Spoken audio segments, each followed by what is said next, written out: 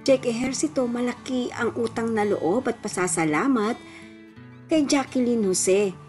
Yes, mga maka-celebrity chika time, yan pong ichichika ko sa inyo na lubos rin pong usap-usapan sa social media ng mga netizens.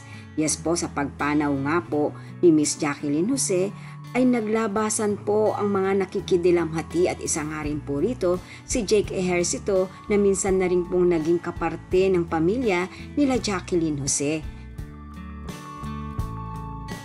Nagbigay pugay nga po si Jake Ejercito sa namayapang aktres na si Jacqueline Jose. Si Jacqueline ang ina ng dating girlfriend ni Jake na si Andy Eigenman. Ang batikang aktres din ang lola ng anak ni Jake kay Andy na si Ellie.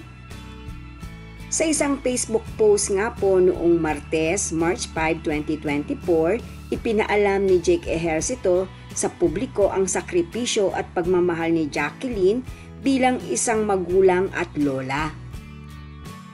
Malaki rin daw ang utang na loob at pasasalamat ni Jake Ejercito sa ina ni Andy dahil sa paggabay nito sa kanya sa pagpapalaki kay Ellie.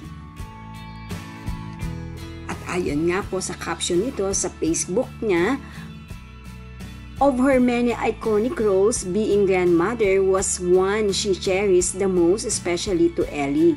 I surely wouldn't have survived those early years of fatherhood without your guidance.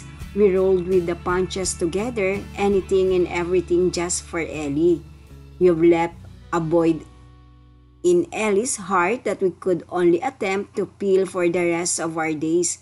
But I'll give it my best shot and make sure she'll be okay. Maraming salamat sa lahat, tita. You were loved, especially by your Ellie. At yan nga po ang pangako ni Jake kay Miss Jacqueline Jose na mananatili ito sa tabi ni Ellie. Yan po ang aking chika updates for today. Salamat po sa inyong panunood. Huwag po kalimutang mag-subscribe. Pwede po mag-comment sa ibaba. Basta't wag lamang po harsh o nakakasakit sa isa't isa. Salamat po muli. Spread love, not hate.